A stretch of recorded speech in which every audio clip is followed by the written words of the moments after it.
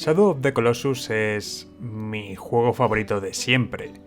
Es una de esas obras a las que vuelvo una y otra vez, sin importar el tiempo que pase ni los juegos que tenga pendientes por completar.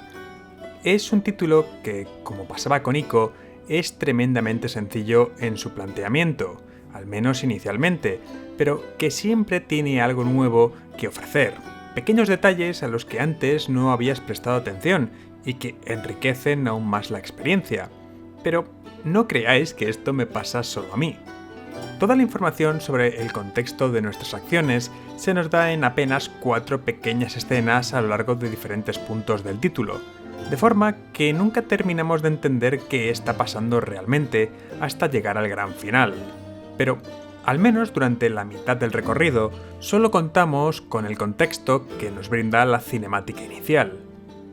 Un viaje a una tierra prohibida, un vasto espacio solo ocupado por el viento, la hierba, la arena y los restos de templos perdidos de la memoria del hombre. Un lugar en el que la naturaleza ha tomado el control y ante el que el hombre es una diminuta mota de polvo. Vander acaba ahí siguiendo las antiguas leyendas de su pueblo, que a pesar de prohibir terminantemente la entrada en esa profana tierra, también hablan de la promesa más atrayente que el hombre puede tener ante sí, el poder de desafiar a la propia muerte. Acompañado por el cadáver de una joven de la aldea, a lomos de su fiel caballo y armado con la espada sagrada de su clan, se adentra en el mito y, en el templo central del valle, encuentra a aquello que busca.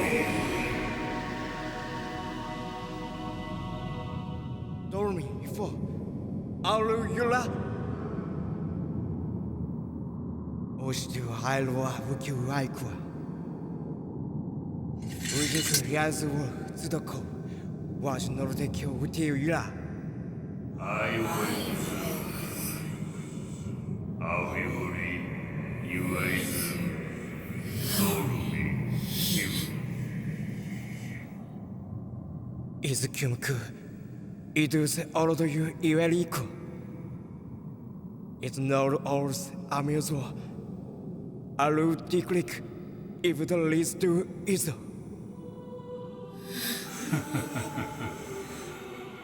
ゴースト温度、伊豆を言うな。エヴァからオール、伊豆をアウナドカ。ユエコズユ、エドネノク。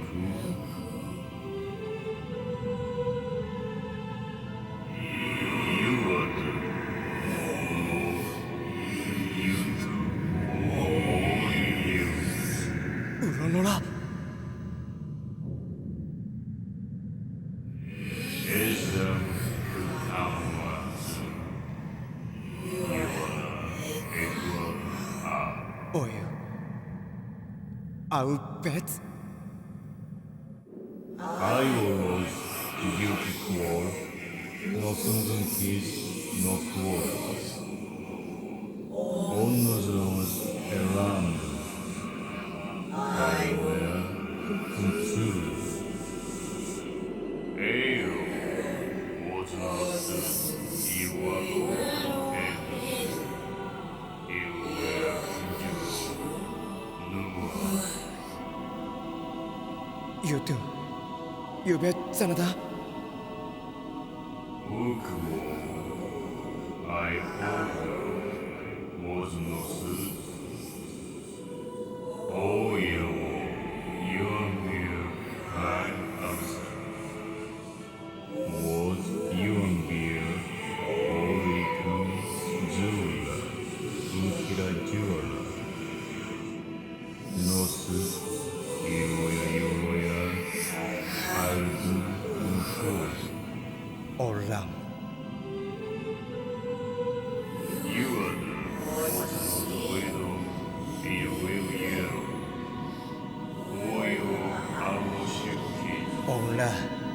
you do new.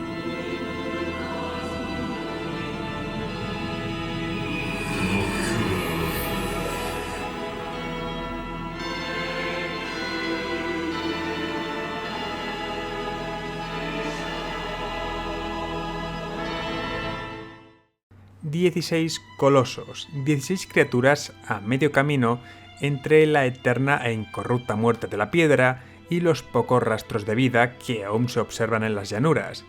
16 seres que no nos han hecho absolutamente nada y que debemos cazar inmisericordiamente. Si miramos de forma objetiva las acciones de Vander, no podemos decir que se trate de un héroe, al menos en la concepción que tenemos hoy en día. Si nos vamos a las mitologías europeas, que al final son las que más conozco, los héroes clásicos son realmente crueles y egoístas, ya sea Hércules iniciando sus famosas 13 pruebas tras asesinar a su familia después de cogerse una borrachera de época, o Thor, con su mal genio y tendencia a matar a cuanto se ponga enfrente suya si tiene un mal día, y que por cierto Santa Mónica ha clavado en su diseño para la nueva entrega de God of War.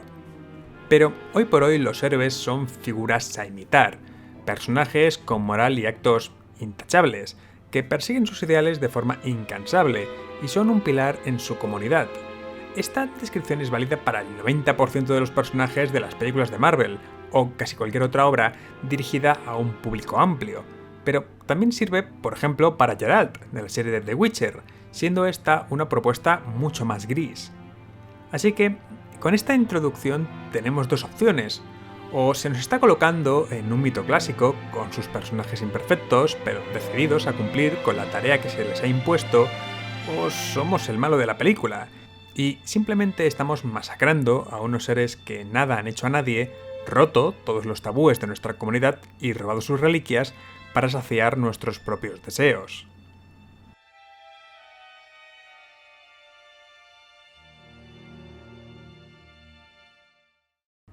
Cada coloso debe ser encontrado utilizando la luz reflejada por la espada sagrada, normalmente siempre en ruinas de zonas que habrían sido importantes en la región, ya sean los restos de una pequeña ciudad que parece ser el centro neurálgico de los acueductos y alcantarillas del reino, una prisión oculta entre las montañas o templos en las zonas exteriores del mundo.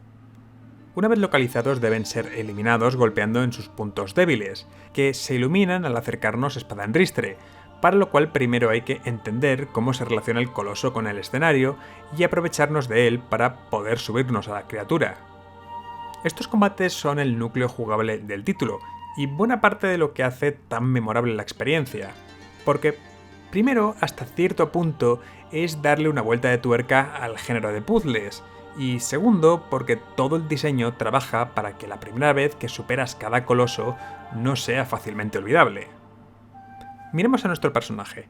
Tenemos un chico de unos 20 y pocos, que comparado con el tamaño de su yegua y el cadáver de mono, ni siquiera es especialmente alto o fuerte físicamente, que se arrastra y lucha para mantenerse sobre los colosos, o para no caerse con cada pisada de las bestias, que más que presentar una heroica batalla contra las moles de piedra y carne, sobrevive a duras penas a ellas, y que en pantalla es una mosca en comparación a sus víctimas y el territorio que recorre. Una vez dada la última estocada al coloso, vemos cómo el cuerpo cae a plomo, y de él emergen sombras que nos atraviesan y devuelven el templo central, dejando tras de sí restos de piedra y arena de lo que en su momento fue una poderosa criatura a la que nunca volveremos a dedicar ni un segundo mientras tengamos otra presa. Así, cada muerte nos transforma un poco más, pasando de lo que podría haber sido un joven confuso que no es capaz de aceptar un hecho trágico, en una máquina de matar que ni siquiera se para a meditar sobre qué está haciendo, mientras vemos acercarse a otros miembros al Valle Prohibido.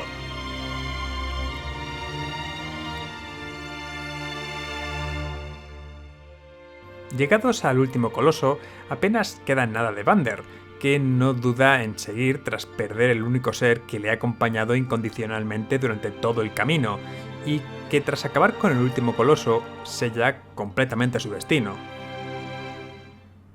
Con el fin del ritual, Dormin vuelve a la vida, y debe ser detenido antes de que pueda escapar del recinto sagrado por los perseguidores de Vander, dejando tras de sí un niño con cuernos y a la revivida Mono, encerrados en esa extraña tierra tras la destrucción de la única salida del valle. El viaje de joven a monstruo, de héroe a villano, funciona también porque nos hace partícipes a la vez que subvierte nuestras expectativas, de forma que un acto sacrílego y a todas luces maligno nos parece un acto de amor, y que no es hasta que es demasiado tarde que entendemos que el único monstruo de esta historia somos nosotros. El juego fue un éxito de crítica, pero no tanto de público, vendiendo apenas 1 millón de unidades en su momento, algo parecido a lo que había ocurrido unos pocos años antes con Ico, y que de igual forma acabaría convirtiéndose en un título de culto en muy poco tiempo, arrastrando una base de fans muy importante que se solía reunir en los foros oficiales de PlayStation 2, ahora cerrados. Fue ahí donde empezaron a cocerse los eventos que llevarían a una de las historias más excepcionales que se han dado en la historia de este medio. Todo empezó al poco de salir el juego, cuando la gente empezó a acabar las primeras runs. Una vez completado el juego, puedes iniciar una nueva partida manteniendo toda la vida y resistencias que tuvieras en la anterior, o escoger un nuevo nivel de dificultad, que añade nuevos puntos débiles a los colosos, complicando un poquito más la experiencia. Si escogías la primera opción, también tenías la posibilidad de enfrentarte a un modo contrarreloj, en el que tenías que acabar cada enfrentamiento contra cada coloso dentro de un límite de tiempo ajustado y con una vida y resistencias predeterminadas, y que cada 2 combates superados te recompensaba con un objeto que podías activar en el menú del juego. La mayoría de estos objetos eran un tanto extraños, porque sí, tener acceso a un mapa con la localización de los lagartos que podías cazar para aumentar tu resistencia, o los frutos repartidos por el mundo para aumentar tu vitalidad, podían tener una cierta utilidad, pero no tanto en una segunda partida, donde ya tenías unos stats hipervitaminados. Y objetos como capas o máscaras para aumentar el daño a los colosos tampoco parecían muy interesantes, simplemente hacía que mataras más rápido, pero poco más. No se tardaría mucho en encontrar un camino de hiedra en uno de los laterales del templo, que parecía subir hasta el puente, pero que no podía ser completado con la resistencia obtenida con una primera partida, ni con una segunda, ni con una tercera. Pero que si se conseguía maximizar los stats de Vander, permitía alcanzar la entrada superior del templo durante los últimos segundos de resistencia del personaje, dando acceso a las puertas del valle, donde una infatigable ráfaga de viento impedía salir a los jugadores y que podría ser interpretada como la imposibilidad de Vander de huir de un destino que él mismo se ha buscado, y al jardín superior, donde 48 frutos podían ser consumidos para devolver nuestra resistencia y vitalidad a los niveles iniciales de la primera partida, como si de las manzanas prohibidas del jardín del Edén se trataran.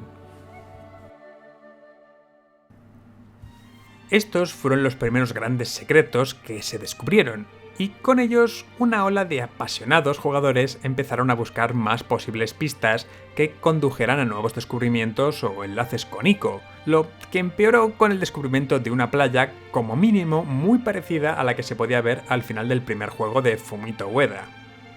Empezaron a surgir leyendas urbanas y teorías locas, que se vieron reforzadas por los descubrimientos que se hicieron en las versiones anteriores del juego, tales como demos de L3 o kits de desarrollo que empezaron a aparecer. Había quien decía que en la ascensión se podía entrever la sombra del castillo de Ico en el horizonte, que las flechas explosivas que se podían obtener en el contrarreloj podían usarse para acceder a cuevas secretas. Así pasaron los años, hasta el 26 de diciembre de 2007, día en el que en el foro oficial del juego se abrió un hilo que lo cambiaría todo. El título era el siguiente: La búsqueda del último gran secreto, misterios de Shadow of the Colossus. El hilo se extendería a lo largo de 9 años, llegando a ocupar más de 500 páginas que hoy perviven tras el cierre de los foros oficiales de Sony en formato PDF si sabes dónde buscar. En aquel hilo se exponía una teoría sobre un coloso escondido y que solo podía ser encontrado siguiendo las pequeñas pistas que la introducción del juego nos ofrecía sobre el origen del Valle Prohibido, la conocida como teoría de los puntos de intersección. Durante la introducción del juego se nos narra el mito de cómo se creó el valle con apenas un par de frases en las que se nos dice que fue el resultado de la resonancia de varios puntos de intersección. Así que, si se encontraban esos lugares en el mapa del juego, se podría encontrar la morada de un último coloso escondido y solo accesible a aquellos fans que hubieran desentrañado el acertijo. ¿Había motivos para pensar que esto podía ser así? Pues realmente sí. Shadow of the Colossus había iniciado su andadura como un juego multijugador, pero que al poco tiempo había prescindido del elemento cooperativo con el que se presentara en sus inicios, para dar paso al juego single player que conocemos hoy en día. Se sabía además que la idea original era incluir hasta 64 colosos, pero que por falta de tiempo, ideas que se fueron descartando y demás problemas durante el desarrollo, el número se fue reduciendo hasta alcanzar los 16 finales. Así que la posibilidad de un gran secreto en forma de una criatura, tal vez a medio terminar, o que resultó ser demasiado difícil para incluir en el recorrido normal, pero oculta y esperando en algún lugar de aquel inmenso vacío a ser descubierta por jugadores lo suficientemente dedicados, tal y como el Jardín Superior, no parecía imposible, más después de los primeros descubrimientos que se hicieron en el templo. En el jardín oculto y a lo largo de todo el puente se encontraron 4 relieves repetidos una y otra vez. Tratándose de 2 de los elementos más importantes de todo el mapa, alguna importancia debían de tener, así que el foro se volcó en la búsqueda del significado de estas imágenes.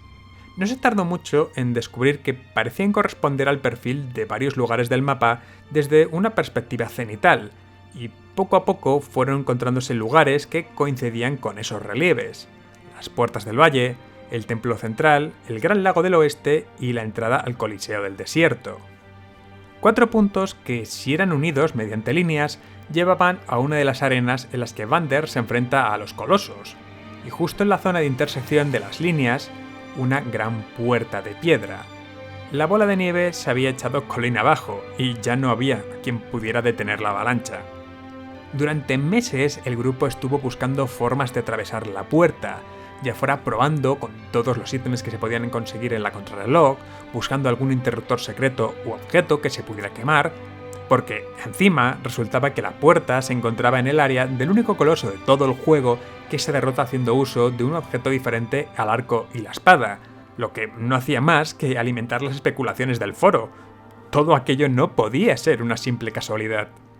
Todos los intentos fueron infructuosos, pero eso no era motivo para dejar de buscar. Durante años el grupo rebuscó en cada rincón del valle, encontrando nuevos detalles que antes habían pasado desapercibidos, generando teorías de cómo se podía acceder al interior de la puerta, algunas basadas en detalles como que en el desierto se podía usar la animación de apuñalar con la espada a la arena, por lo que tal vez había que pulsar un interruptor oculto en la arena, o usar alguno de los águilas que se veían por las llanuras. En el año 2007 el foro cerró, y con él un hilo del que surgieron leyendas, investigaciones sobre el significado y los mitos que se podían encontrar como referencias del juego, canales como Nomad Colossus, que han dedicado ingentes horas a mapear y encontrar los restos del desarrollo de zonas canceladas en todas las versiones que han podido encontrar, y que fue una de las mayores muestras de amor a una obra que Internet haya conocido. Y si aquí hubiera acabado esta historia, habría sido un bonito final, pero todavía quedaba un último capítulo. En 2018 apareció el remake, un trabajo excelso por parte de Bluepoint, y del que se sabe que llegaron a usar parte del material que el grupo obtuvo después de sus investigaciones, y cuando acababas el juego aparecía esto entre los créditos. Oh shit, here we go again. A lo largo y ancho del mapa, sin ninguna señal o marca que indicara su localización, más allá de un ligero tintineo y un poquito de luz al estar cerca, a menudo localizadas tras saltos que no se realizarían en una partida normal y en los lugares más recónditos del viaje. 79 monedas doradas. Y al final del viaje, ese último gran secreto que en los foros hubiera estado buscando durante una década. Una puerta abriéndose a una gruta secreta donde descansa la espada de Dormin, cerrando el círculo a modo de recompensa a aquellas personas que dedicaron cientos de horas a saber más sobre una de las obras más importantes de la historia de este medio.